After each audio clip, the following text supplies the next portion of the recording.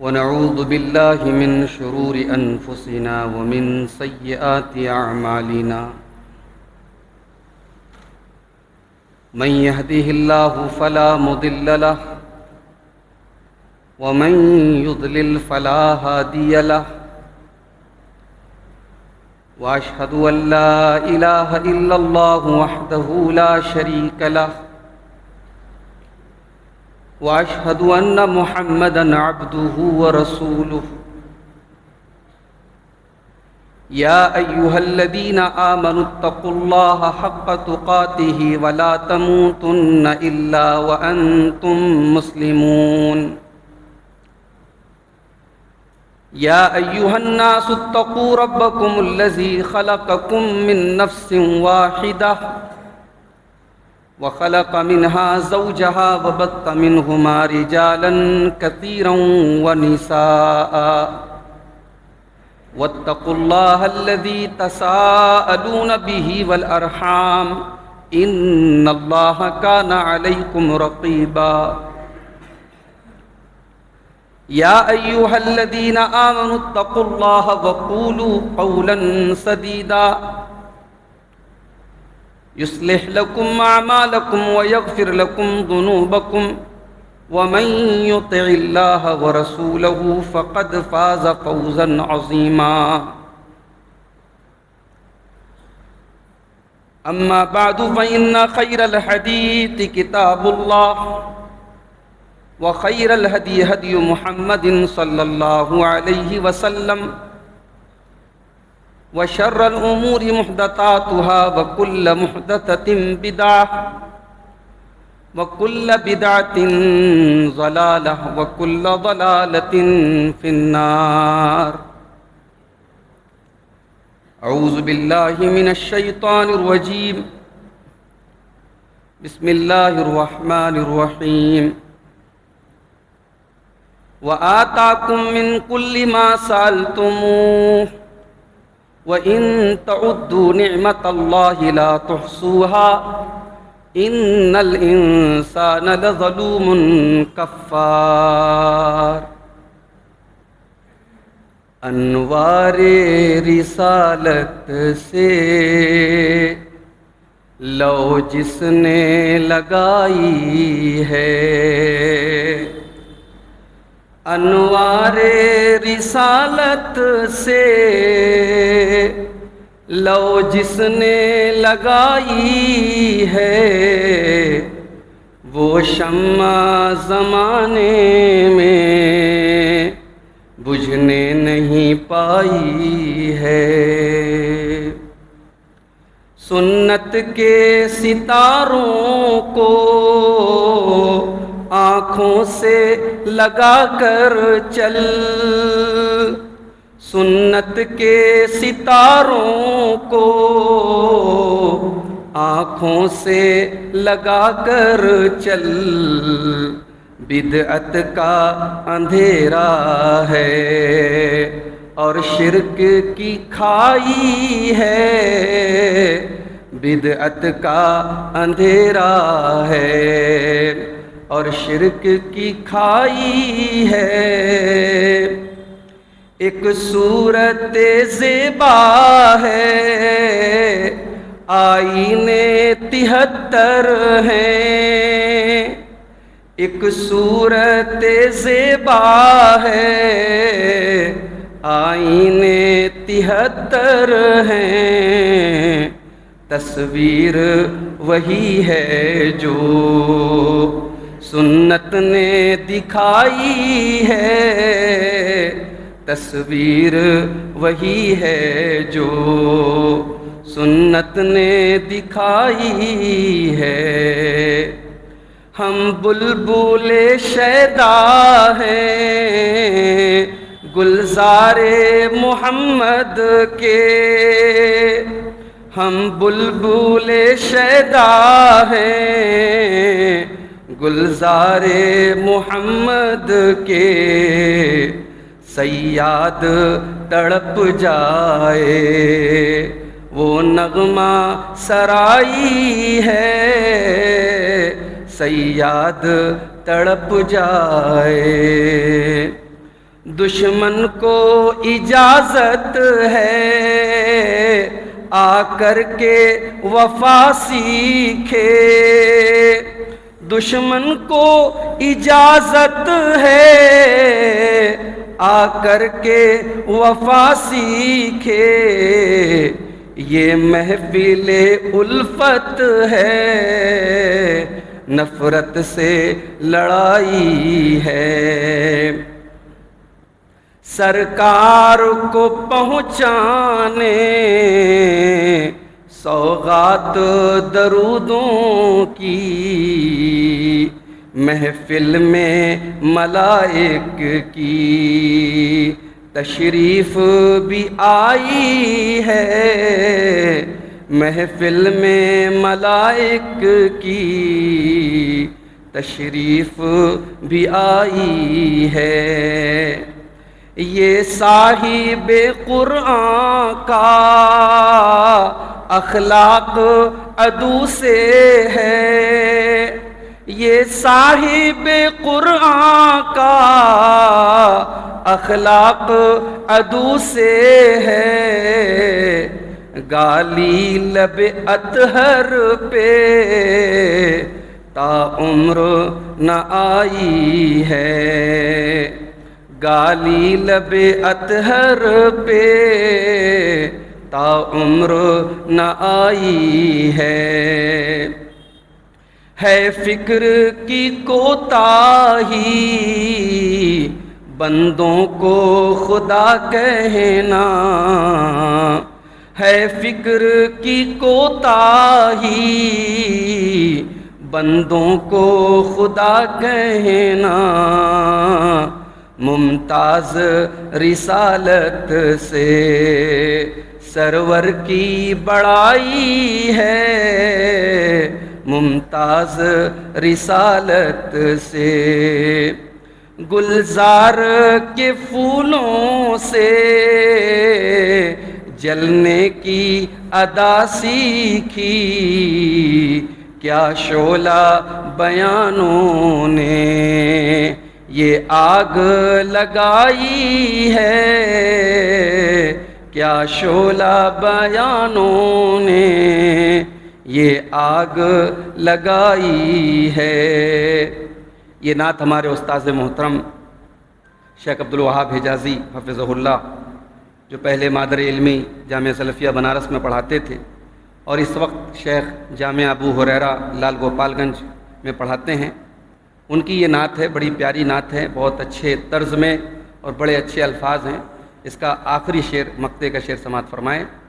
خوشبوئے عقیدت سے مسرور ہوئی محفل، خوشبوئے عقیدت سے مسرور ہوئی محفل، کیا خوب حجازی نے یہ نعت سنائی ہے، کیا خوب حجازی نے یہ نعت سنائی ہے، انوار رسالت سے۔ محترم علماء کرام، بزرگوں اور دوستوں، نوجوان بھائیوں، ماؤں اور بہنوں، پیارے بچوں، مقامی جمعیت اہل حدیث بجرڈیہہ کی جانب سے وقتاً فوقتاً بجرڈیہہ کی مختلف مساجد میں دینی پروگرام اور دروس الحمدللہ منعقد ہوتے ہیں، اور اسی سلسلے کی ایک کڑی مسجد اہل حدیث غلہ میں آج کا یہ پروگرام بھی ہے۔ میرے بھائیوں، کبھی اگر ہم اپنے آپ پر غور کریں، جتنی بھی پریشانی میں ہم ہیں، اگر صرف ہم اپنے وجود پر غور کریں، اپنی ذات پر غور کریں، اللہ کی سب سے بڑی نعمت اسلام کی نعمت ہے میرے بھائی، اور یہی وجہ ہے کہ جب اللہ کے پیارے نبی کے اوپر قرآن کی وہ آیت نازل ہوئی جس آیت میں دین کے مکمل ہونے کا اعلان کیا گیا، اس آیت میں بھی اللہ تعالیٰ نے اسلام کو اپنی نعمت قرار دیا. الیوم اکملت لکم دینکم واتممت علیکم نعمتی ورضیت لکم الاسلام دینا. اے لوگوں، میں نے تمہارے لیے اسلام کو مکمل کر دیا، میں نے دین کو مکمل کر دیا، اور میں نے اپنی نعمت کو تم پر تمام کر دیا. سب سے بڑی نعمت میں نے تم کو دے دی. اسلام اللہ کی سب سے بڑی نعمت ہے، اور جب یہ سب سے بڑی نعمت ہے تو اس کی سب سے زیادہ حفاظت بھی کرنا ہے. اسی لیے اللہ بار بار ہمیں چیتاونی دیتا ہے، کہیں ایسا نہ ہو ساری زندگی تم اسلام کے اوپر رہو، ساری زندگی تم ایمان کے اوپر رہو، اور مرنے کے پہلے کہیں ایسا نہ ہو کہ یہ دولت ہاتھ سے چلی جائے. اس لیے اللہ فرماتا ہے وَلَا تَمُوتُنَّ إِلَّا وَأَنْتُمْ مُسْلِمُونَ. تمہیں موت نہ آئے مگر اسلام کی حالت میں. مرو تو اسی دین پر مرو، خاتمہ ہو تو اسی دین پر خاتمہ. اسی لیے اللہ کے نیک بندے دعائیں کرتے ہیں، ربنا لا تزغ قلوبنا بعد اذ ہدیتنا وہب لنا من لدنک رحمہ انک انت الوہاب. اے پروردگار، جب تو نے ہم کو ہدایت سے نوازا ہے، اب ہمارے دل میں کوئی ٹیڑھا پن نہ پیدا ہو، کوئی گمراہی نہ پیدا ہو. کتنے بد نصیب ایسے ہوتے ہیں، ہدایت پر ہوتے ہیں، صحیح راستے پر ہوتے ہیں، توحید پر ہوتے ہیں، پھر ایک وقت ایسا آتا ہے مشرک بن جاتے ہیں، کافر بن جاتے ہیں، مرتد بن جاتے ہیں. اور آپ کو اگر ایسا لگتا ہے کہ یہ کوئی واقعہ اور کوئی قصہ اور کہانی بیان کر رہا ہوں، آپ بنارس کے مختلف علاقوں میں جا کے چلے جائیے. ابھی پرسوں میں اپنے گھر سے مغل سرائے کی طرف جا رہا تھا، پڑاؤ کے قریب میں نے دیکھا برقع نشین خاتون بائک پر تشریف لے جا رہی ہیں، اور ان کے آگے جو نوجوان گاڑی چلا رہا تھا، مجھے دور سے لگا کہ وہ غیر مسلم ہے. اور جب میں آٹو سے جب قریب پہنچا تو دیکھا کہ ہاں اس کے ہاتھ کا کلاوہ اور کڑا بتا رہا ہے کہ ہاں وہ کوئی جو ہے غیر مسلم ہے. یہ کوئی سوشل میڈیا کا مبالغہ نہیں، میں اپنی آنکھوں کی دیکھی آپ کو بتا رہا ہوں، اور یہ منظر آپ کو بنارس کی ہر مارکیٹ میں مل جائے گا. اور واقعات تو اب ہمارے سامنے آ ہی رہے ہیں. مسلمان لڑکیاں آج بڑی تیزی سے جو ہے کافروں کے ساتھ رنگ رلیاں منا رہی ہیں، اور اس کے بعد ان کے دین میں بھی داخل ہو رہی ہیں. اسلام اتنا حقیر ہو گیا، اسلام اتنی سستی چیز ہو گئی کہ کسی سے پیار اور محبت کے نام پہ اسلام کا سودا کر دیا جائے. نہیں میرے بھائیوں، اسلام اللہ کی سب سے بڑی نعمت ہے. یہ نعمت، اس نعمت کا احساس اگر ہو جائے، انسان گردن کٹوا دے مگر اس نعمت کو کبھی کھونے کے لیے تیار نہ. موسیٰ علیہ السلام کا واقعہ پڑھا ہے آپ نے قرآن میں؟ موسیٰ علیہ السلام جب جادوگروں سے مقابلہ کر رہے تھے، جادوگروں نے اپنی رسیوں کو زمین پہ ڈالا، ان کی رسیاں سانپ بن گئیں. اللہ نے حکم دیا کہ اے موسیٰ ذرا اپنی لاٹھی کو زمین پہ ڈالو. موسیٰ علیہ السلام نے اپنی لاٹھی کو ڈالا، ان کی لاٹھی اژدہا بن گئی اور سارے سانپوں کو نگل گئی. اب جادوگر تو جادوگر تھے، وہ سمجھ گئے کہ یہ جادو تو نہیں ہے. فَأُلْقِيَ السَّحَرَةُ سَاجِدِينَ، سارے کے سارے جادوگر سجدے میں گر پڑے، اور سب نے کلمہ پڑھ دیا، آمنا برب موسیٰ و ہارون، ہم موسیٰ اور ہارون کے رب پر ایمان لاتے. فرعون نے کہا ارے یہ تو پانسا پلٹ گیا، میری پارٹی کے لوگ ادھر چلے گئے. قال آمنتم له قبل ان آذن لكم، فرعون نے کہا کہ اے جادوگرو، تم میری اجازت کے بغیر کیسے موسیٰ کے اوپر ایمان لے آئے؟ لَأُقَطِّعَنَّ أَيْدِيَكُمْ وَأَرْجُلَكُمْ مِنْ خِلَافٍ، میں تمہارے ہاتھ اور پیر کٹوا ڈالوں گا. وَلَأُصَلِّبَنَّكُمْ أَجْمَعِينَ، تم سب کو میں سولی پر چڑھا دوں گا. قَالُوا لَا ضَيْرَ إِنَّا إِلَىٰ رَبِّنَا مُنْقَلِبُونَ. ابھی جادوگروں کو ایمان لائے 5 منٹ بھی نہیں ہوا ہے، ابھی ان کو کلمہ پڑھے 5 منٹ بھی نہیں ہوا ہے، انہوں نے ایک ٹائم کی نماز بھی ابھی تک نہیں پڑھی ہے، صرف اللہ کی بارگاہ میں ایک سجدہ کیا ہے. چند منٹ پہلے ایمان لائے ہیں، مگر ایمان ان جادوگروں کے دل میں اتر چکا ہے. ایمان کی لذت کو انہوں نے پا لیا ہے، اسلام کی نعمت کو انہوں نے سمجھ لیا ہے. فرعون نے جان سے مارنے کی دھمکی دے دی، فرعون نے قتل کرنے کی دھمکی دے دی، فرعون نے ہاتھ اور پیر کاٹنے کی دھمکی دے دی. جادوگر کہتے ہیں قالوا لا ضیر انا الی ربنا منقلبون. اے فرعون، ہمیں سولی پہ چڑھانے کی بات کرتا ہے؟ کون موت سے ڈرتا کون ہے؟ ہم نہیں ڈرتے موت سے. تو مار دے، تو قتل کر دے، تو سولی پہ چڑھا دے، لا ضیرہ، وی ڈونٹ کیئر، ہمیں کوئی پرواہ نہیں، مر کے جانا تو ہمیں اپنے رب کے پاس۔ انا نطمع ان یغفر لنا ربنا خطایانا ان کنا اول المؤمنین، ہمیں امید ہے کہ سب سے پہلے موسیٰ کے اوپر ہم ایمان لائے ہیں، ہمارے ایمان کی وجہ سے اللہ ہمارے گناہوں کو معاف کر دے گا۔ یہ ایمان کی دولت ہوتی ہے میرے بھائی، یہ سوچنے کا مقام ہے، یہ چلو بھر پانی میں ڈوب مرنے کا مقام ہے کہ آج ہماری قوم کی بیٹیاں، ان کو کیا پٹی پڑھائی جاتی ہے، ان کو کیا بتایا جاتا ہے، کون سا ایسا نشہ ہے جو ایمان کی نعمت کو چھوڑنے پر آمادہ کر دیتا ہے۔ ایمان تو میرے بھائیوں وہ نعمت ہے، صحابہ کرام نے اس ایمان کو بچانے کے لیے اپنا سب کچھ قربان کر دیا۔ کسی کو تپتی ریت پہ لٹایا گیا، لیٹ گئے، کسی کے سینے پر گرم پتھر رکھا گیا، رکھنے پر تیار ہو گئے، کسی کے جوان بیٹے کے سامنے اسے ننگا کر دیا گیا، ننگی ہونے کے لیے تیار ہو گئی، ایمان کو نہیں چھوڑیں گے، گھر بار بچے وطن سب قربان کر دیا اس ایمان کو بچانے کے لیے۔ تو یہ سب سے بڑی نعمت ہے میرے بھائی، اور آج ہم اس نعمت کی ناقدری کرتے ہیں، ہمیں احساس ہی نہیں کہ اللہ نے کتنی بڑی نعمت سے ہمیں نوازا ہے۔ ہم مسلمان ہیں، پہچان کیا ہے صاحب؟ جمعہ مسجد میں آ جاتے ہیں، گوشت کھاتے ہیں، ہم مانساہاری ہیں ہم، بس یہ ہمارے اسلام کی پہچان ہے۔ علامہ اقبال کہتے ہیں چمی گویم مسلمانم بلرزم کہ دانم مشکلات لا الہ، جب میں کہتا ہوں کہ میں مسلمان ہوں تو میں کانپ جاتا ہوں، میں جانتا ہوں کہ لا الہ الا اللہ کہنے کے راستے میں کتنی مشکلات ہیں۔ تو یہ سب سے بڑی نعمت ہے میرے بھائیو اسلام کی۔ اور آگے بڑھی ایک اور نعمت سے اللہ نے ہمیں نوازا ہے۔ اسلام کے اندر بھی بہت سارے فرقے ہیں، ہر فرقہ کہتا ہے کہ ہم صحیح ہیں، لیکن اللہ تعالیٰ نے ہمیں اور آپ کو اس منہج پہ چلنے کی توفیق دی، اس راستے پر چلنے کی توفیق دی جو راستہ کتاب و سنت کا راستہ ہے۔ ہم نے دنیا سے دشمنی مول لی بدعات کی وجہ سے، ہمارے خلاف مقدمے چلے بدعات کی وجہ سے، ہمارے لوگوں نے پتھر کھائے شرک و بدعت کے خلاف لڑائی کرنے میں، یہ ہمارا منہج رہا ہے۔ ہمارے بزرگوں نے، ہمارے بچوں نے ملک کے مختلف علاقوں میں نہ جانے کتنی قربانیاں سہی ہیں اسی توحید کے لیے، اسی سنت کے لیے۔ ہم نے وہ راستہ چنا ہے میرے بھائیوں جو نبی کا راستہ تھا۔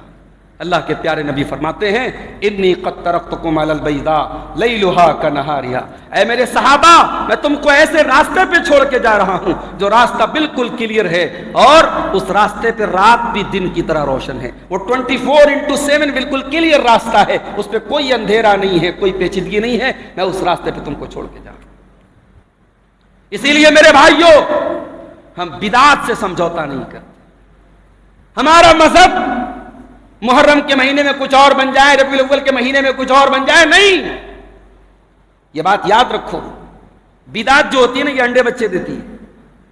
کسی زمانے میں ربیع الاول کا مہینہ آتا تو لوگ کہتے 12 وفات کا مہینہ آ گیا، اب دور بدل گیا، اب جھنڈے لگ گئے صاحب عید میلاد النبی کا مہینہ آ گیا، اب بڑے بڑے بینر لگے ہیں نئی سڑک پر لگ جاتے ہیں ربیع الاول کے مہینے میں، نثار تیری چہل پہل پہ ہزاروں عید ربیع الاول سوائے ابلیس کے جہاں میں سبھی تو خوشیاں منا رہے ہیں۔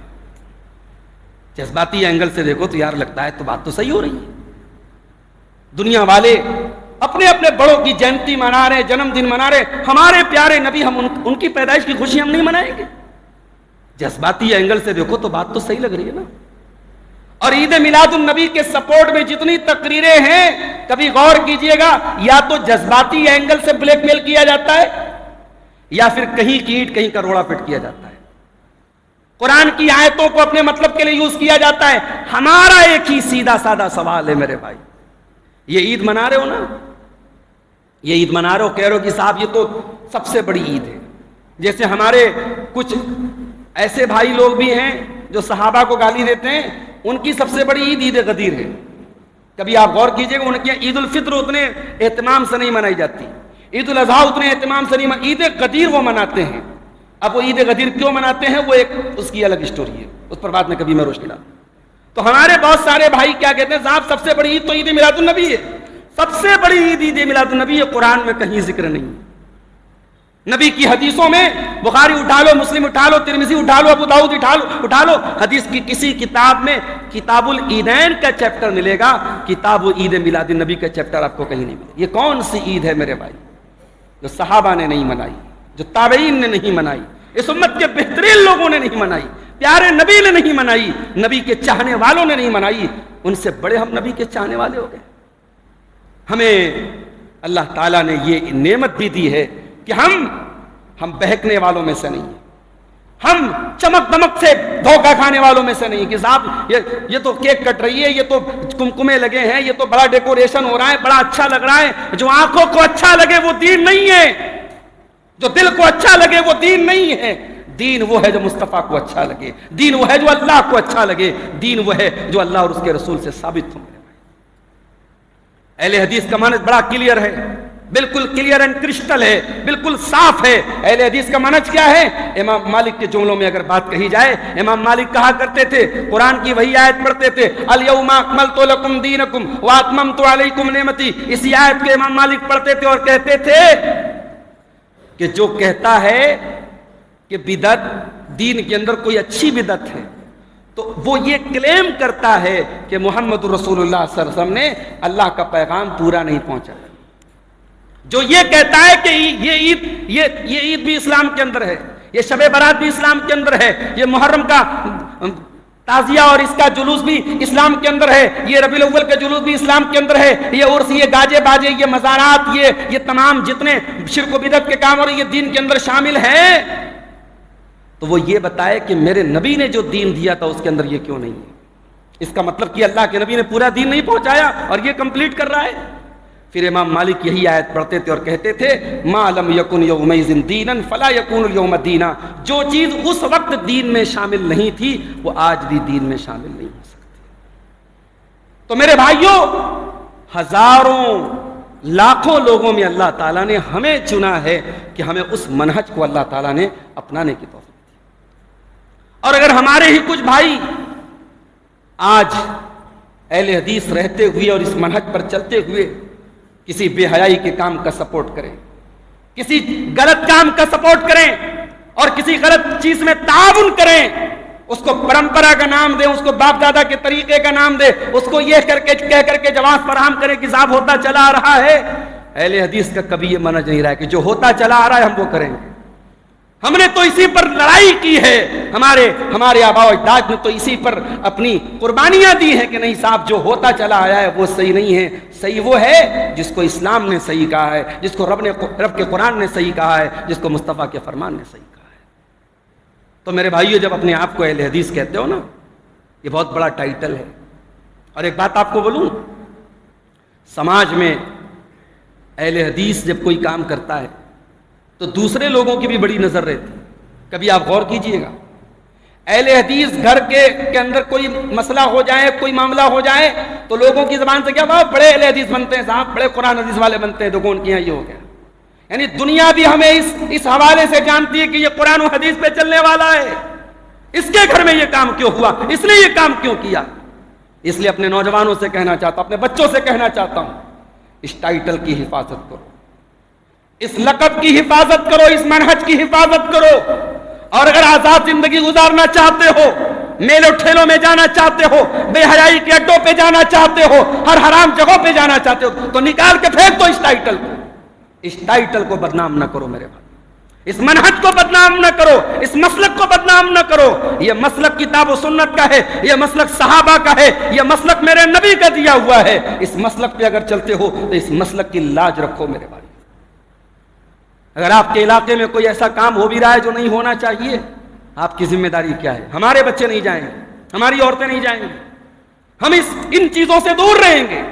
اور اگر آپ ان چیزوں کو پروموٹ کرتے ہیں، ان چیزوں کو سپورٹ کرتے ہیں، ان چیزوں میں حصہ لیتے ہیں، تو پھر مجھے کہنے کی اجازت دیجئے کہ آپ اپنے مسلک اور عقیدے کو اور منہج کو آپ نے سمجھا ہی نہیں ہے میرے بھائی۔ اور آگے بڑھیے، ایک اور بہت بڑی نعمت سے اللہ نے نوازا ہے ہمیں سے بہت سارے لوگوں کو، اور وہ نعمت کیا ہے؟ اولاد کی نعمت۔ اولاد کی نعمت بھی بہت بڑی نعمت ہے۔ زندگی میں سب ہے، انسان کے پاس اولاد نہیں ہے، انسان کی زندگی ادھوری ہے۔ عورت کے پاس سب کچھ ہے، گود میں بچہ نہیں ہے، گود سونی ہے، عورت بیچاری زمانہ تانا مارے نہ مارے، عورت خود محسوس کرتی کہ میری زندگی میں کچھ کمی ہے۔ اولاد بہت بڑی نعمت ہے میرے بھائی، نبیوں نے اولاد کے لیے دعائیں مانگی ہیں۔ المال والبنون زینت الحیات الدنیا، یہ مال اور اولاد تمہاری دنیا کی زندگی کا ڈیکوریشن ہے، دنیا کی زندگی کی زینت ہے، دنیا کی زندگی کی سندرتا ہے، خوبصورتی ہے۔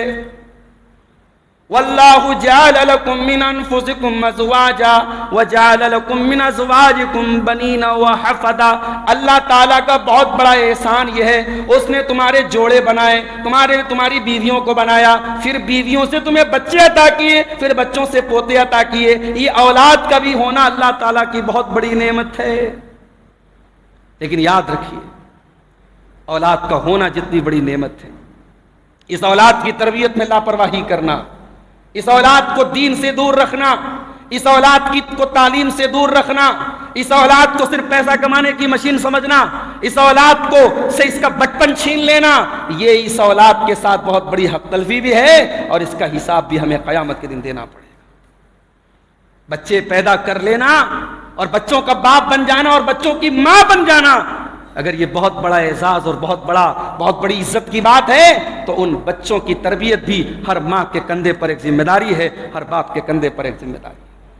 میری پیاری ماں اور بہنوں، آج تک آپ نے اپنے بچوں کو یہ بتایا کہ ماں کے پیروں کے نیچے جنت ہے، آپ نے بچوں کو بتایا کہ باپ جنت کا دروازہ ہے، کبھی اپنے بچوں کو یہ بھی بتایا آپ نے، کبھی آپ نے اس بات کو بھی سمجھا کہ پیارے نبی صلی اللہ علیہ وسلم نے فرمایا کہ ما من عبد یسترعیہ اللہ رعیۃ، جب اللہ تعالیٰ کسی بندے کو کوئی ذمہ داری دے اور پھر وہ اس ذمہ داری کے ساتھ فراڈ کرے، دھوکہ کرے، اس ذمہ داری کو ادا نہ کرے اور اسی حال میں مر جائے، الا حرم اللہ علیہ الجنہ، اس بندے کے اوپر اللہ تعالیٰ جنت کو حرام کر دے۔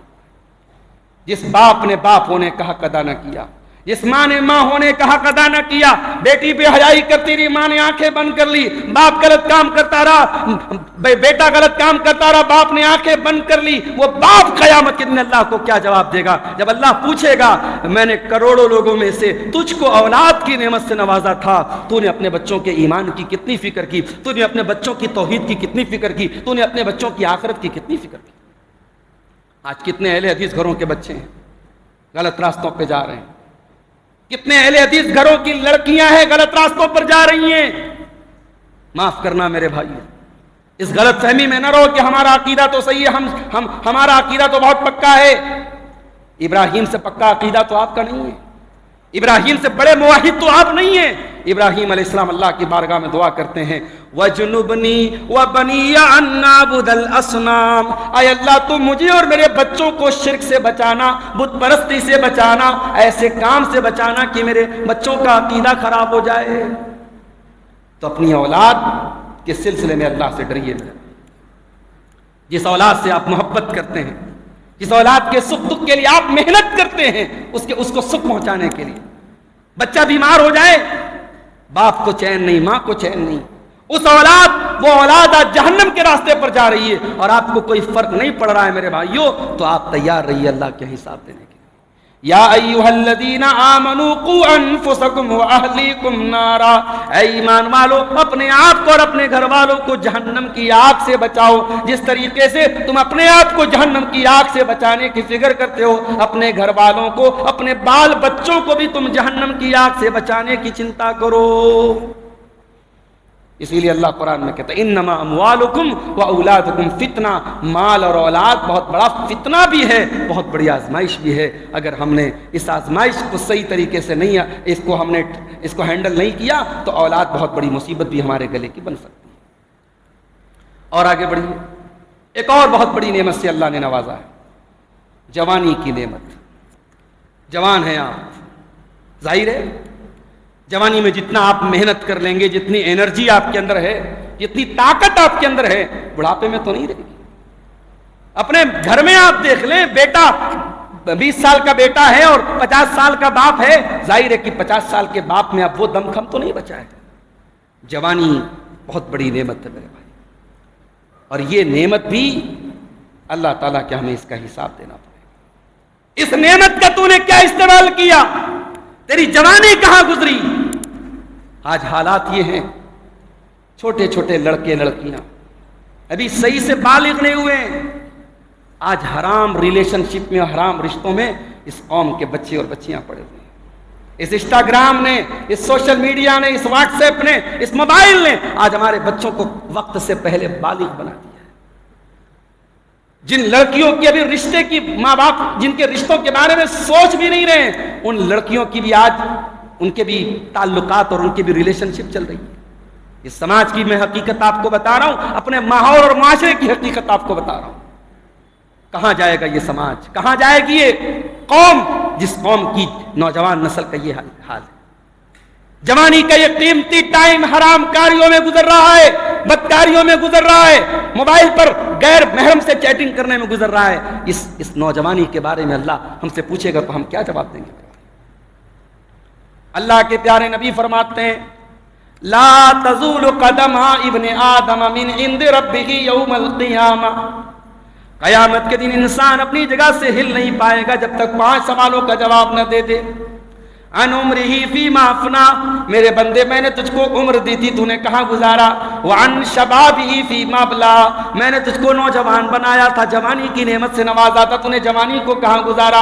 وعن مالہ من این اکتسبہ، میں نے مال تم کو دیا تھا، تو نے کہاں سے کمایا، کہاں پہ خرچ کیا؟ وماذا عمل فیما علم، اور جو تو نے علم حاصل کیا اس علم کے اوپر تو نے عمل کتنا کیا؟ یہ جوانی بھی بہت بڑی نعمت ہے میرے بھائی، میرے نوجوان بھائیوں۔ یہ آپ کے بال رکھنے کا اسٹائل، یہ کپڑے پہننے کا اسٹائل، کس کو فالو کر رہے ہو آپ؟ کون آپ کا ہیرو ہے؟ کیا میرے نبی کے صحابہ کرام میں جو نوجوان صحابہ تھے وہ اس لائق نہیں کہ آپ ان کو ہیرو بنائیں؟ اس دنیا میں نبیوں کے بعد سب سے مقدس لوگ میرے نبی کے صحابہ تھے۔ کبھی نوجوان ساتھیوں کبھی موقع ملے اپنے نبی کے صحابہ کے واقعات بھی ذرا پڑھو، شاید آپ کو احساس ہو کہ ہم کہاں ہیں اور وہ کہاں تھے، شاید آپ کو احساس ہو کہ ہمارا ایمان کتنا کمزور ہے اور ہم کتنے گناہوں کی پستی میں گرے ہوئے ہیں میرے بھائیوں، اور صحابہ کرام ایمان و عمل کی کتنی بلندی پر تھے۔ کیا وہ نوجوان نہیں تھے؟ صحابہ کرام کی لڑکیاں، صحابہ کرام کی عورتیں، کیا ان کے اندر نفس نہیں تھا؟ کیا ان کے اندر جذبات نہیں تھے؟ انہوں نے کس طریقے سے اپنے آپ کو پاک دامن رکھا؟ ان کی شرم و حیا کا عالم تو یہ تھا، احد کا میدان ہے، ایک عورت آتی ہے، اس کا بیٹا احد کے میدان میں شہید ہوا ہے، بیٹے کی لاش لینے کے لیے آتی ہے اور اپنے چہرے کو کور کر کے آتی ہے، نقاب میں آتی ہے۔ کسی نے کہا کہ اماں تیرے بیٹے کا انتقال ہو گیا، تیرا بیٹا شہید ہو گیا اور تجھ نقاب میں آئی ہے، تو چہرے کو کور کر کے آئی ہے؟ تو اس ماں نے جواب دیا تھا رضیت ابنی ولم ارزا حیائی، میں نے بیٹے کو کھویا ہے، میں نے شرم و حیا کو نہیں کھویا ہے۔ اس قوم کی شرم و حیا کہاں چلی گئی؟ اس قوم کی لڑکیوں کی شرم و حیا کہاں چلی گئی؟ میرا چل رہا ہے بجٹیا کے اندر، میں گیا نہیں ہوں مگر مجھے حالات اور واقعات کا بہت اچھا تجربہ ہے، اور مجھے ساتھیوں نے بتایا کہ بے حیائی کا اڈا بنا ہوا ہے۔ کہاں کی لڑکیاں وہاں جا رہی ہیں؟ جوان بیٹیاں وہاں کس قوم کی بیٹیاں جا رہی ہیں؟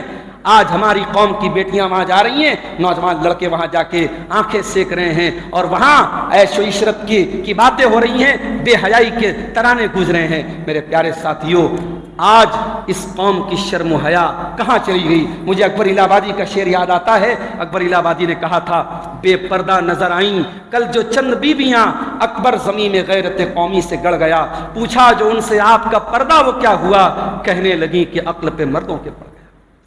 جس گھر کے مرد باغیرت ہوں، جس گھر کے مردوں کے اندر غیرت ہوگی، اس گھر کی لڑکیاں بے غیرت نہیں ہوں گی، اس بے پردہ نہیں ہوں گی، معاف کیجیے۔ جس گھر کی لڑکیوں میں بے پردگی پائی گئی، سمجھ جاؤ کہ اس گھر کے مرد بے غیرت ہو چکے ہیں۔ عورتوں کی بے حیائی شروع ہوتی ہے مردوں کی بے غیرتی سے۔ اسی لیے اللہ کے پیارے نبی فرماتے ہیں کہ قیامت کے دن 3 طریقے کے لوگ ایسے ہوں گے، اللہ تعالیٰ نہ تو ان سے بات کرے گا، نہ ان کو گناہوں سے پاک و صاف کرے گا، نہ ان کی طرف دیکھے گا۔ کون 3 لوگ ہوں گے؟ نمبر 1 العاق لوالدیہ، اپنے ماں باپ کو ستانے والا۔ نمبر 2 والمرأۃ المترجلہ، اور مردوں کو کاپی کرنے والی عورت، مردوں کی نقل کرنے والی عورت۔ اور نمبر 3 الدیوس، وہ بے غیرت مرد الذی یقر فی اہلہ الخبث، جس کے گھر والوں کے اندر بے حیائی کا کام ہو رہا ہو اور اس کو کوئی فرق نہ پڑ رہا۔ اللہ کے واسطے میرے بھائی اپنی جوانی کی حفاظت کرو۔ جوانی آج ہے، کب تک رہے گی ہم نہیں جانتے. ابھی میری رشتہ داری میں ایک حادثہ ہوا. میرے بڑے خاص قریبی رشتے میں ایک معاملہ آیا. اچھا خاصا 24-25 سال کا نوجوان, اپنے ماں باپ کا سہارا, باپ کینسر کا بھی مریض ہو گیا, بڑا بیٹا, 2 بیٹے تھے, بڑا بیٹا 24-25 سال کا بیٹا تھا. ماں نے کتنے سپنے سجائے ہوں گے اپنے اس جوان بیٹے کے لیے. باپ کینسر کا مریض ہو گیا, بیٹے نے گھر کو سنبھالنے کی کوشش کی, محنت مزدوری کر کے گھر چلا رہا تھا. اچانک وہ جوان بیٹا بیمار پڑ جاتا ہے, بستر پڑتا ہے, ٹریٹمنٹ ہوتا ہے, ڈاکٹروں کے پاس جاتے ہیں, معلوم ہوا کہ ٹی بی ہو گئی ہے. اور ٹی بی کی بھی بڑی خطرناک شکل ہوتی ہے, MDR ٹی بی جس کو بولتے ہیں. رام نگر کے ٹی بی ہاسپٹل میں 30-35 دن تک وہ جوان بیٹا بستر پہ پڑا رہا. ماں نے راتیں جاگ جاگ کے بیٹے کی دیکھ بھال کی. باپ نے روکھی سوکھی کھا کے, کینسر کا مریض, باپ خود انفیکٹڈ ہے. ٹی بی کے ہاسپٹل میں کتنا انفیکشن ہوتا ہے ہم جانتے ہیں. وہاں 40 دن تک, 35-40 دن تک وہ دونوں میاں بیوی اپنے اس جوان بیٹے کی نگرانی کرتے رہے, خبرگیری کرتے رہے. 40 دن کے بعد ڈاکٹروں نے جواب دے دیا, گھر میں لے کے آئے, حالت خراب ہوئی, BHU لے کے جایا گیا, انتقال ہو گیا. لاش گھر میں آئی ہے, ماں ماننے کو تیار نہیں کہ میرا بیٹا مجھ سے جدا ہو گیا. ماں اپنے ہوش میں نہیں ہے, ماں یہ تسلیم کرنے کو تیار ہی نہیں کہ میرا جوان بیٹا آج مجھ سے جدا ہو گیا ہے. میرے نوجوان بھائیوں, آج جس جوانی پر آپ کو ناز ہے, جس جوانی کا آپ مس یوز کر رہے ہیں, جس جوانی کا غلط استعمال کر رہے ہیں, یہ جوانی کب چھین لی جائے, زندگی کی یہ کرنٹ کب ٹوٹ جائے, زندگی کا یہ تار کب ٹوٹ جائے, ہم نہیں جانتے ہیں. اس لیے اللہ کے واسطے اپنی جوانی کو اللہ کی رضا کے کاموں میں گزارو. اپنی جوانی کا مس یوز نہ کرو, اپنی جوانی کا غلط استعمال نہ کرو. اللہ کے پیارے نبی فرماتے ہیں, اغتنم خمسن قبل خمسن, 5 چیزوں کو غنیمت سمجھو, 5 چیزوں کی ویلو کو سمجھو, 5 چیزوں کے آنے سے پہلے. شباب کا قبل حرمک, اپنی جوانی کی قیمت کو سمجھو بڑھاپے کے آنے سے پہلے. آج ابھی حج کا منظر آپ نے دیکھا, گرمی کے موسم میں حج ہوا, کتنے لوگ حاجی مر گئے. ہم جو ہے الزامات لگا رہے کہ سعودی حکومت نے یہ کر دیا اور انڈیا کی حج کمیٹی نے یہ کر دیا. کبھی آپ نے اس پر کیوں نہیں غور کیا؟ آپ کے اسی بجرڈیہا میں, آپ کے علاقے میں, آپ کے اڑوس پڑوس میں اللہ نے کروڑوں نوازا ہے, ایسے دولت مند لوگ ہیں مگر حج کرنے نہیں جا رہے ہیں. ابھی مولوی صاحب بہت کام ہے, ابھی یہ بنوانا ہے, وہ بنوانا ہے, بٹیا کی شادی کرنا ہے, یہ کرنا ہے, وہ کرنا ہے. 40 سال کے ہیں, آج بدن میں طاقت ہے, آج حج کر سکتے, نہیں کر رہے ہیں. کل 60 سال کے ہو جائیں گے تو شوگر ہو گیا, تو فلانا ہو گیا, تو ڈھماکہ ہو گیا, اور پھر بڑی مشکل سے ویل چیئر کے ذریعے وہ سہارے لے کے جا کے حج کریں گے. یہ آج ہماری کوتاہی نہیں ہے میرے بھائیوں. آج ہم جوانی کو ہم یہ سوچتے ہیں کہ صاحب حج کر لیں گے تو ہمارے اوپر بڑی ذمہ داریاں آ جائیں گی. آج کتنے نوجوان لوگ جو حج کرنے کی طاقت رکھتے ہیں وہ حج نہیں کرتے ہیں. میرے پیارے بھائیوں, اللہ کے نبی کہہ رہے ہیں کہ اپنی جوانی کی قیمت کو سمجھو بڑھاپے کے آنے سے پہلے, اپنی تندرستی کی نعمت کو سمجھو بیمار ہونے کے پہلے. ایک اور بہت بڑی نعمت ہے جو اکثر عورتوں کو ملتی ہے, حسن و جمال کی نعمت. ایک عورت, ایک لڑکی ہے, اللہ تعالیٰ نے اسے خوبصورت بنایا ہے. اس خوبصورتی کو اللہ تعالیٰ نے ایک نعمت کے طور پر اسے دیا ہے. لیکن عام طور سے ہوتا کیا ہے, اس نعمت کا بھی بڑا مس یوز ہوتا ہے. آج اگر کوئی نوجوان لڑکا یا کوئی نوجوان لڑکی اسمارٹ ہے, ہینڈسم ہے, خوبصورت ہے, اتنا ہی زیادہ اس کے فتنوں میں پڑنے کا اندیشہ ہوتا ہے, اتنے ہی زیادہ اس کو حرام چیزوں میں اس کے مبتلا ہونے کا اندیشہ ہوتا ہے. اور یہ مشاہدہ بتاتا ہے, یہ تجربہ بتاتا ہے کہ اس خوبصورتی کا بڑا ہی مس یوز ہو رہا ہے. ابھی ہمارے ایک دوست بتانے لگے, پرسوں جب مغل سرائے کے راستے میں نے وہ منظر دیکھا, اپنے ساتھی سے میں نے کہا کہ بھائی یہ چیزیں بہت زیادہ ہو رہی ہیں, مسلمان لڑکیاں غیر مسلموں کے ساتھ نظر آ رہی ہیں, ان کے ساتھ ریلیشن شپ میں ہیں. تو میرے دوست نے ایک جملہ کہا تھا, مولانا زیادہ ٹینشن نہ لیجیے. انہوں نے کہا کہ یہ لڑکیاں اور یہ لڑکے یہ سیریس نہیں ہوتے کہ ٹائم پاس کرتے ہیں, یہ ایک دوسرے کے ساتھ ٹائم پاس کرتے ہیں. اور یہ ٹائم پاس کس حد تک جائے گا نہیں کہہ سکتے. اس میں عزت جائے, آبرو جائے, انسان کا ایمان جائے, سب کچھ جا سکتا ہے. یہ ایک دوسرے کے ساتھ ٹائم پاس ہو رہا ہے. یہ نوجوان نسل بڑی ایڈوانس ہو چکی ہے, یہ ایک دوسرے کے ساتھ ٹائم پاس کر رہی ہے. اللہ کے واسطے اپنے قیمتی ٹائم کو حرام جگہوں پر پاس نہ کرو میرے بھائیوں اور بہنوں. آج ایک اگر خوبصورت نوجوان ہے اور خوبصورت لڑکی ہے، اللہ تعالیٰ نے اسے اس خوبصورتی سے نوازا ہے، تو یاد رکھے جہنم کی آگ اس خوبصورتی کو جلا کے راکھ کر دے گی۔ جہنم کی آگ میں یہ خوبصورت چہرے جھلسا دیے جائیں گے۔ اس خوبصورتی کو بچا کے رکھنا ہے اور جنت میں بھی اسی خوبصورت چہرے کے ساتھ جانا ہے، تو اپنی خوبصورتی کا مس یوز نہ کیا جائے، اپنی خوبصورتی کا غلط استعمال نہ کیا جائے۔ اللہ کے پیارے نبی فرماتے ہیں تنکح المرأۃ لاربعین، جب عورت کی شادی ہوتی ہے 4 چیزیں عام طور سے عورت کے اندر دیکھی جاتی ہیں، لمالہا ولحسبہا ولجمالہا ولدینہا۔ عورت کا مال دیکھا جاتا ہے، اس کی خوبصورتی دیکھی جاتی ہے، اس کا حسن و جمال دیکھا جاتا ہے، اور اس کی دینداری دیکھی جاتی ہے۔ اللہ کے پیارے نبی نے یہ نہیں فرمایا خوبصورتی مت دیکھو، خاندان مت دیکھو، مال مت دیکھو، آپ نے دیکھنے سے منع نہیں فرمایا۔ ہاں آپ نے یہ فرمایا فظفر بذات الدین، دیندار عورت کو ترجیح دو۔ اگر آپ کے پاس مال بھی ہے، خوبصورتی بھی ہے، اچھا خاندان بھی ہے، اور پلس آپ کے پاس دینداری ہے، آپ کامیاب ہیں میرے بھائیو۔ آپ کے گھر میں آنے والی بہو اگر خوبصورت ہے اور ساتھ میں دیندار بھی ہے، آپ اپنے گھر کو جنت بنانے جا رہے ہیں۔ لیکن اگر آپ نے خوبصورتی کو سب کچھ بنا لیا اور خوبصورتی کا دین کے ساتھ ریلیشن شپ نہیں ہے، تو یہ خوبصورتی وبال بن جائے گی، بربادی کا سبب بن جائے گی۔ میرے پیارے ساتھیوں، حضرت یوسف کا واقعہ ہمیں بتاتا ہے کہ خوبصورتی بھی بہت فتنے کا سبب بن جاتی ہے۔ اتنے خوبصورت تھے حضرت یوسف علیہ السلام کہ اللہ کے پیارے نبی ان کے بارے میں بتاتے ہیں کہ اوتی شطر الحسن، کہ حضرت یوسف کو اللہ تعالیٰ نے دنیا کی آدھی خوبصورتی سے نوازا تھا۔ اپنے دور کے سب سے خوبصورت انسان تھے حضرت یوسف علیہ السلام، مگر یہ خوبصورتی ان کے لیے کتنا بڑا وبال بن گئی۔ جس گھر میں وہ رہتے تھے عزیز مصر، اسی کی بیوی نے ان کے اوپر ڈورے ڈالے، ان کو پھنسانے کی کوشش کی، ان کو فتنے میں ڈالنے کی کوشش کی، اور جب اس سے انہوں نے کسی طریقے سے اپنا دامن چھڑایا تو ایک وقت وہ آیا کہ جب عزیز مصر کی جو بیوی تھی جس کا نام زلیخا بتایا جاتا ہے، زلیخا کے ساتھ ساتھ مصر کی اور عورتوں نے بھی حضرت یوسف کی خوبصورتی دیکھ کر جب اپنے ہاتھوں کو کاٹ ڈالا تو سب ان کے ساتھ غلط کام کا ارادہ کرنے لگی۔ حضرت یوسف علیہ السلام اب اللہ سے دعا کرتے ہیں، رب السجن احب الی مما یدعوننی الی، اے اللہ تو نے کون سی نعمت سے مجھے نواز دیا ہے، یہ خوبصورتی آج میرے لیے بہت بڑا فتنہ بن گئی ہے۔ اے اللہ مجھے جیل میں جانا منظور ہے، مجھے قید خانے میں جانا منظور ہے، زناکاری اور بدکاری کے اس فتنے میں مجھے پڑنا منظور نہیں ہے۔ اے اللہ تو مجھے جیل میں ڈال دے، مجھے قید خانے میں ڈال دے، مگر ان عورتوں کے فتنے سے مجھے بچا دے۔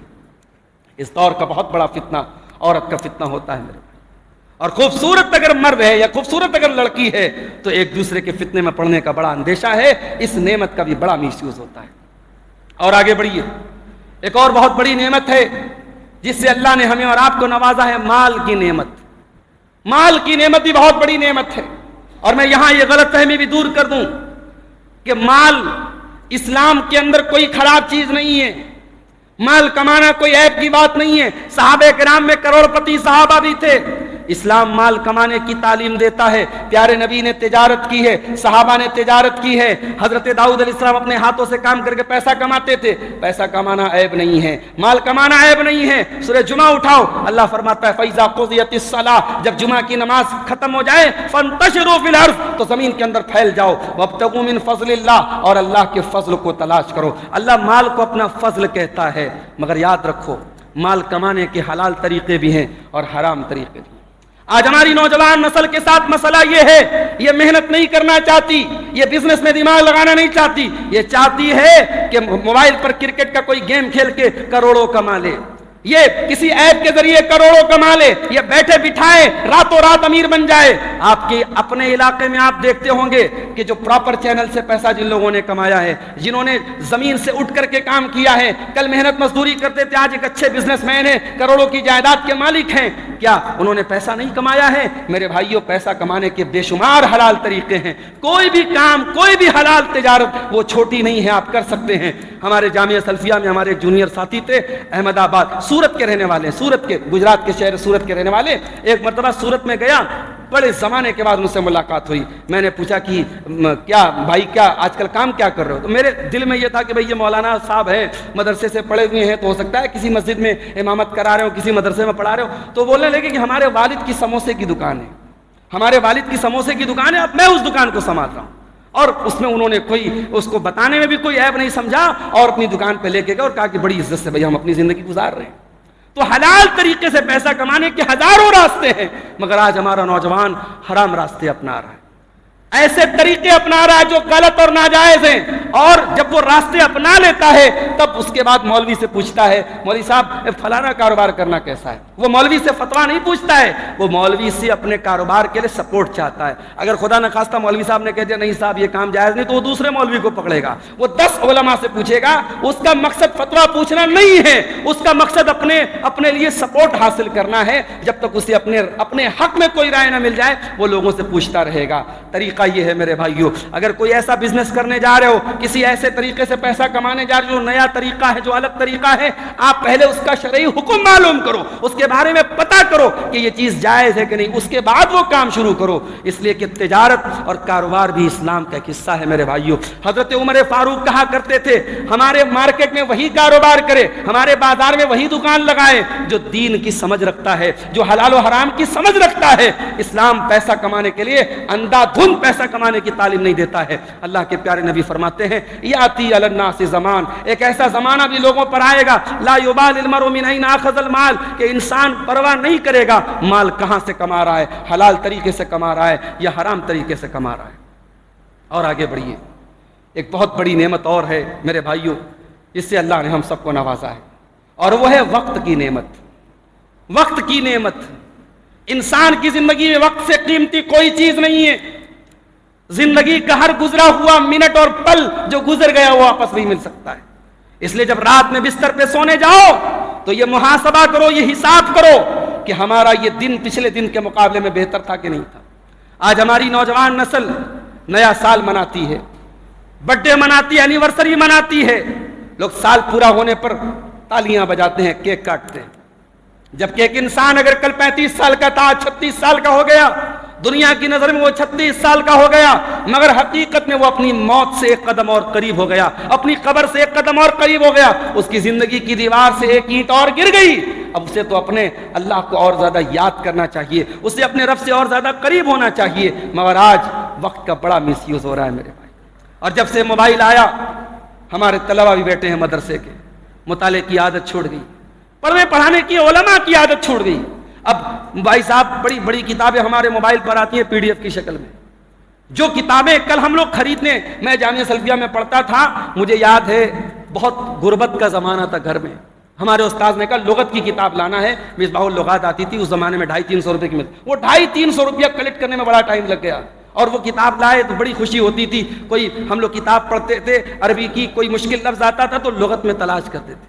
اب وہ لغت کا دور ختم، کتابوں کا دور ختم، مطالعے کا دور ختم، لائبریریاں بند ہو گئی، دھول کھا رہی کتابیں، اب تو سب موبائل سے کام ہو رہا ہے۔ اب موبائل سے کیسے ہو رہا ہے؟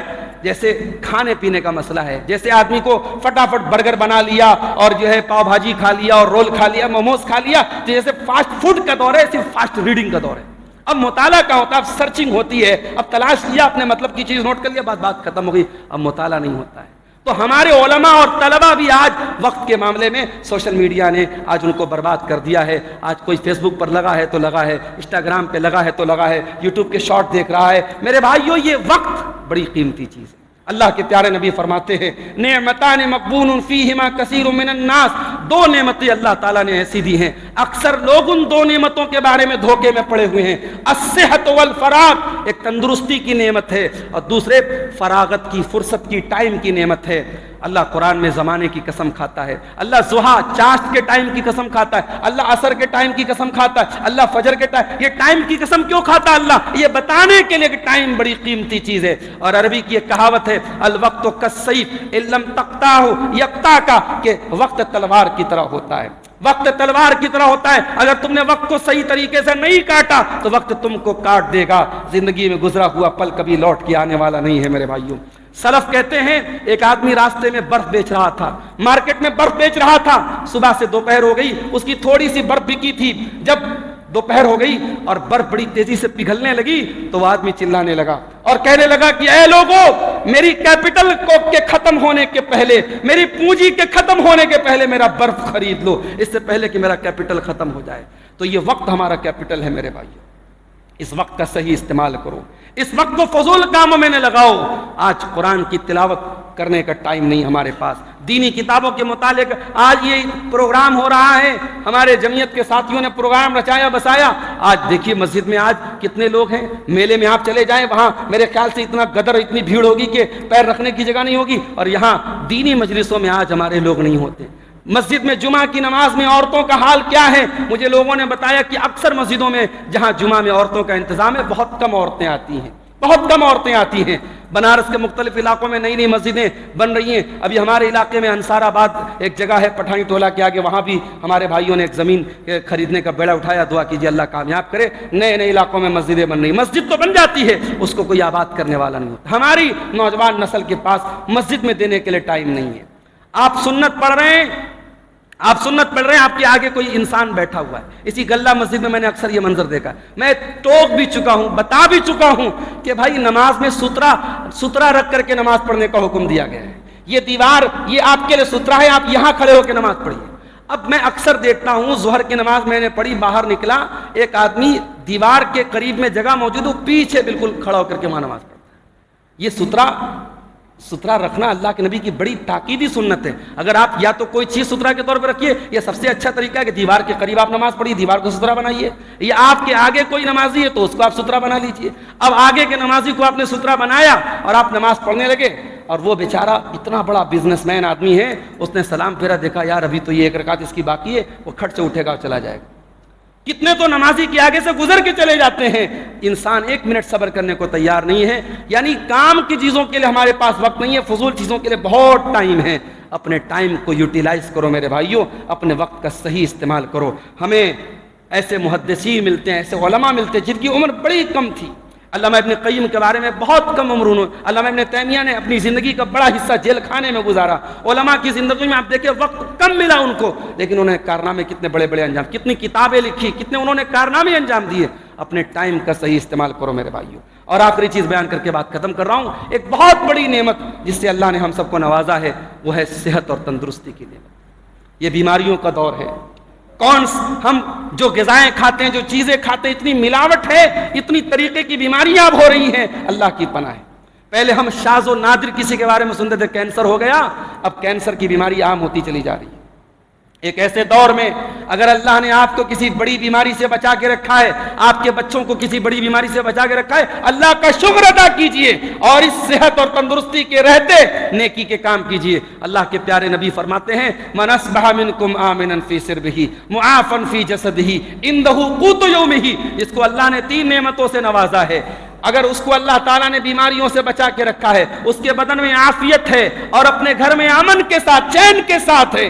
آج آپ دیکھ لیں فلسطین کے کیا حالات ہیں، اسی ملک کے مختلف علاقوں کے کیا حالات ہیں۔ اگر آپ کے شہر میں امن ہے، آپ کے محلے میں امن ہے، تو یہ امن بھی اللہ تعالیٰ کی بہت بڑی نعمت ہے۔ اور اسلام اس امن کو برقرار رکھنے کے لیے ہی اسلام بہت سارے احکامات جاری کرتا ہے۔ اس لیے اپنے محلے کا، اپنے سماج کا امن اور امان بھی قائم رکھیے میرے بھائیوں۔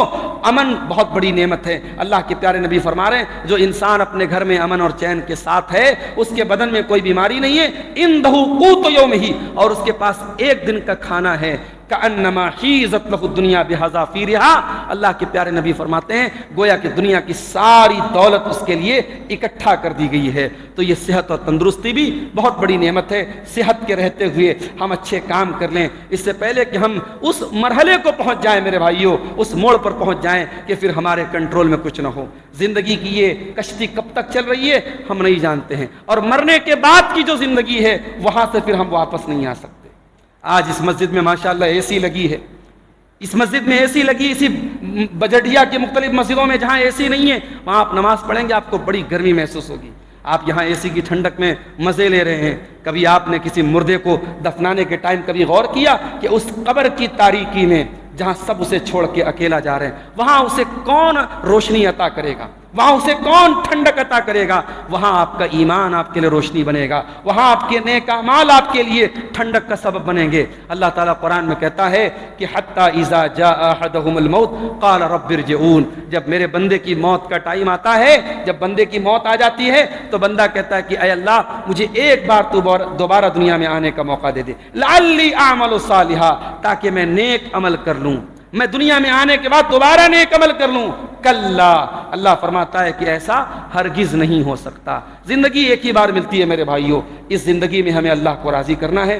دعا کیجئے اللہ ان نعمتوں کو جن کا ذکر کیا گیا، ان نعمتوں کی قدر کرنے کی اور ان کا صحیح استعمال کرنے کی ہم سب کو توفیق عطا فرمائے۔ اللہ ہماری نوجوان نسل کو ہر قسم کے شرک و بدعات سے، ہر قسم کی بے حیائی اور خرافات سے اللہ بچنے کی توفیق عطا فرمائے۔ رب العالمین ہم میں سے جو بیمار ہیں ان کو تندرستی اور صحت عطا فرمائے۔ ہمارے جو بھائی روزی روٹی سے پریشان ہیں اللہ ان کے کاروبار میں برکت نصیب فرمائے۔ اللہ ہمارے گھروں کی حفاظت فرمائے۔ اللہ ہمارے جان و مال اور عزت و آبرو کی حفاظت فرمائے، جب تک دنیا میں زندہ رکھے، اسلام پر زندہ رکھے، اور ہم سب کا خاتمہ ایمان پر ہو۔ آمین وآخر دعوانا الحمدللہ رب العالمین، والسلام علیکم ورحمۃ اللہ وبرکاتہ۔